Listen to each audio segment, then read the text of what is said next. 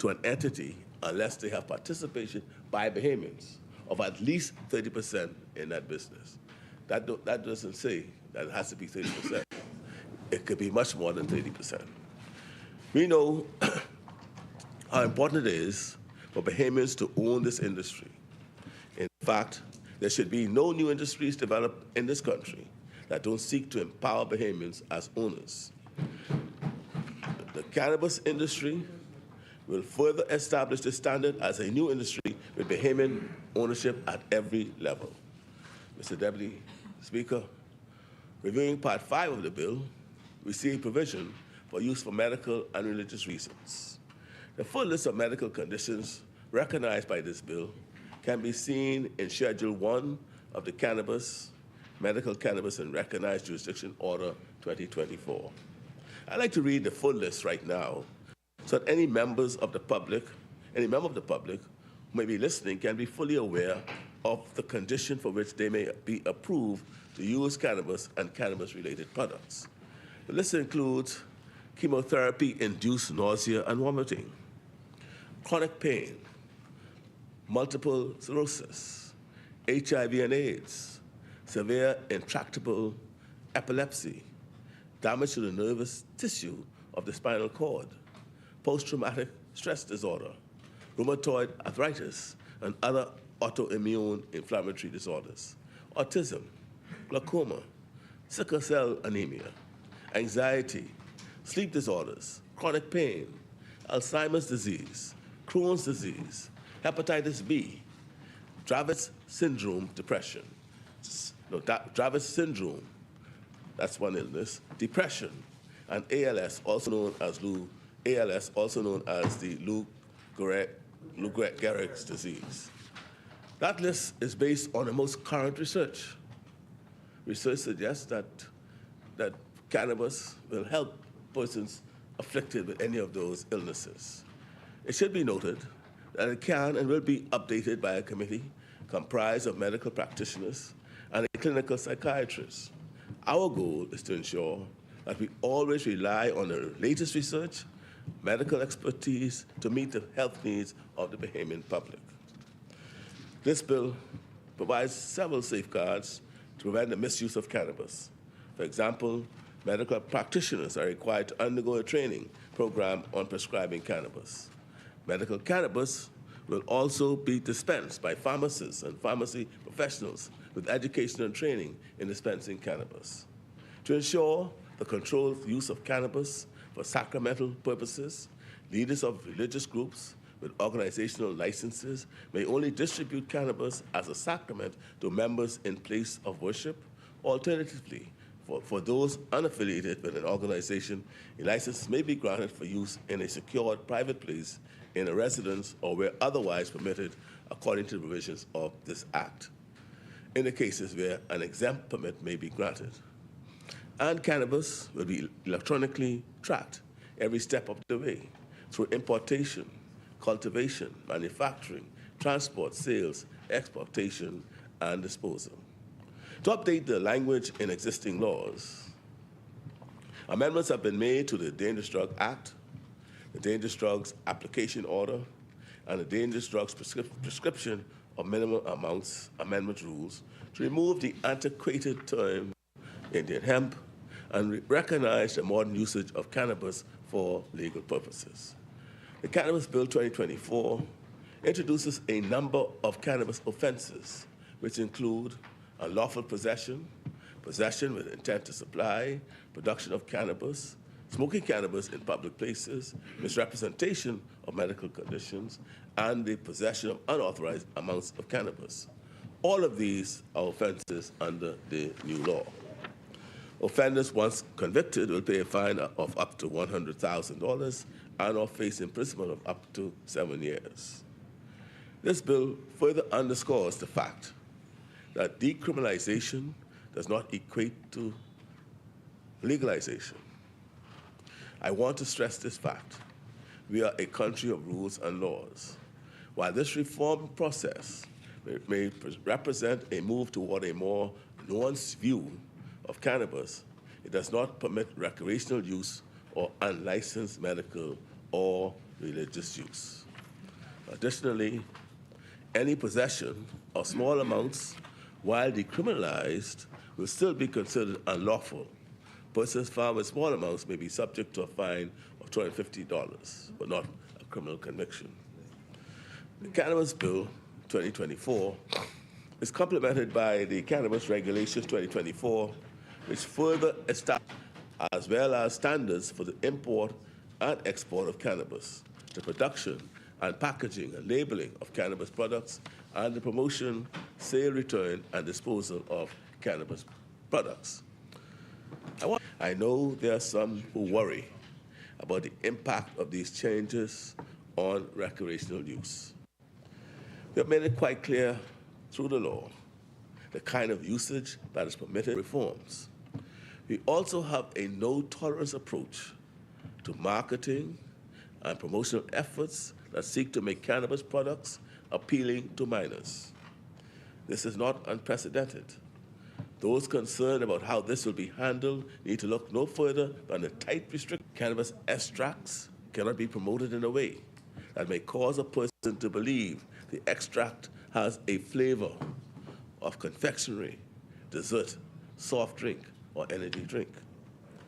Edible cannabis products may not be promoted. Cannabis accessories, cannabis-related services may not be promoted in a way that is a playground, a daycare facility, or any other public place frequented by young people or visible from such places. When promoted online, promotional materials may not be sent. We are ensuring, Mr. Deputy Speaker, that our children are protected from predatory marketing tactics, and we are ensuring that advertising also includes the Cannabis, Medical Cannabis and Recognized Jurisdiction Order, which lists the recognized medical conditions in products. The third order establishes the jurisdictions from which medical cannabis cards will be recognized in several Caribbean and Latin American nations and a number of European countries. Other bills and regulations in this compendium include the Pharmacy Amendment Bill 2024, which provides for the legal operation of cannabis dispensaries, including all licensing products. The Health Professions Amendment to the First Schedule Order 2024 adds cannabis dispenser. General Amendment Regulation 2024 further establishes standards contained the necessary certifications and experience requirements in cannabis dispensing. And the Hospitals and Healthcare Facilities General Amendment Regulation 2024, it includes the establishment and regulation of cannabis through. In introducing these reforms, the need to secure fair and just outcomes for every member of our society of shop and making their livelihoods from cannabis, we must, in the same breath, discuss the many lives that were put on pause due to the crime of carrying small amounts of the very same cannabis that so many businesses will now profit from. There's a moral quandary here that must be addressed. So we introduced the Rehabilitation of Offenders, Expunging of Records, Indian Hemp Offenses Order 2024, Chapter 2228, to apply to the minister as a rehabilitated person to have their criminal records expunged. And as noted, moving forward, those are apprehended carrying small amounts of cannabis will now be subject to a fine rather than a criminal conviction. I truly believe that this compendium, we promised the Bahamian people that we were here to make the difficult choices and decisions, take on the big of the diminished regime and the reopening of this country for business. We kept our word when it came to feeding our children free breakfast, issue by tightening our bail laws so that those who break their bail agreements can be held accountable, and by making laws to take on our decades-long issues with gangs. We kept our word, Mr. Deputy Speaker, with tens of thousands of public servants, promoting over 2,000 of them, clearing up backlogs, increasing later this year. After years of governments looking the other way, while our power grid crumbles, we kept our word. And now today, Mr. Deputy Speaker, we will deliver on yet another promise we made to the Bahamian people. We are taking a substance that was once standard for medical and religious purposes while empowering rather than imprisoning our people. I look forward to seeing this Bahamian-owned industry from scratch. So, Mr. Deputy Speaker, I fully support this compendium of bills for cannabis reforms as a critical step forward for our nation and its people. Thank you. Prime Minister, there was a question during the contribution a few minutes ago about foreign. The chair recognizes the honourable member for Ken Island, Rum Kingston, Salvador. Understood what I'm saying, right? I said innovation, not for the purpose of growing, selling, or marketing, or distribution. That's clear. That's for Bahamian. I said 100% Bahamian. Now, that's what I said. That's what the act says. You hear me say that? You want me to read it again? Let me read it again for you. Manufacturing indicates that foreigners can in fact participate in the manufacturing because of the cost. So it's not about your statement. It's what was said by your mover and the seconder. So it's not, yeah. No, I'm saying, no, you're not mentioning manufacturing though. You're mentioning other areas that is clearly spelled out. So we're asking about the manufacturing. And those other areas, yes, manufacturing. And also, if you're expunging the records, which we fully support, we want to know whether or not those members of the public who was disadvantaged by conviction for small amounts, would they be able to apply for licenses to enter the business? Those are the two things that we're very much interested in. Foreigners' participation in this space will be designed and directed to research and innovation. Insofar as growing and manufacturing, that is for Bahamians. And Bahamians will continually finding like what the act say.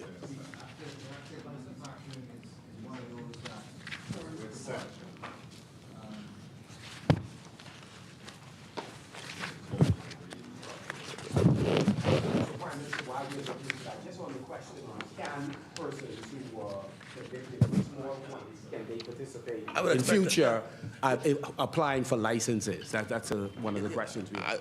I would say yes, because they would expungement mean that they no longer have a conviction. Yeah. Let me find what I have to say about that. It's a matter, Mr. Deputy Speaker, if I might. Amended by a PLP administration, about to be amended again by a PLP administration to give second chance, City Speaker. Sorry, Section 5, which says, subject to Section 6 and 7, a person who has become a rehabilitated person for the purpose of this act in respect of a conviction shall be treated for all purposes in law as a person who has not been committed, or been charged with, or prosecuted for, or convicted of, or sentenced for an offense which was the subject of the conviction. So that the effect of rehabilitation is you're treated as if you never committed the offense, you were never charged with the offense, you were never prosecuted of the offense, you were never convicted or sentenced. So that's the answer. That's what I said. That's for just let me clarify what I'm saying. So I go back to my contribution. I say, if you're cultivating, selling, transporting, 100% Bahamian. Member, 1 minute. Yes, Mr. It's 1 minute. 1 minute pass. Yes, testing, analytical testing, research, manufacturing must be at least 30% Bahamian owned. So yes, a foreigner could participate in manufacturing. Now, I'm now being reminded that that threshold of 30% was benchmarked with the region, and you'll find that most of the region would permit foreign entry to say 70% ownership, a maximum of 70% ownership. And so to remain competitive, I'm now reminded that is why it was 30%. So would you be open to taking out the manufacturing component, carving that out for Bahamians, since Bahamians do have the ability to raise resources to underwrite businesses that can do that? First of all, Bahamians are not excluded from manufacturing, right? That's the first thing. First of all, Bahamians are not excluded from manufacturing, right? If a foreigner comes in, right, it'll be at the discretion of the government to decide whether they let them in, and they'll be coming in with something that Bahamians may not be able to offer, or the investment might be such, the capital might be such that a Bahamian may not wish to invest in. But Bahamians are not excluded. In fact, we may not attract any foreigner. Right? And Bahamians are allowed to manufacture. Right? But we minded to be a competitive jurisdiction in this space, and so we just benchmark that aspect against what others are doing, and we'll be guided as always with Bahamian interests first. The chair recognizes the honourable member for Freetown. Mr. Deputy Speaker, I move at 1:03 that the House do suspend to 3 p.m. Is there a seconder? It has been moved and seconded that the business of the House stands suspended until 3 p.m. As many as are in favor will remain seated. Those opposed will stand. The motion is carried. The House stands suspended until 3 p.m. All right. Sarge.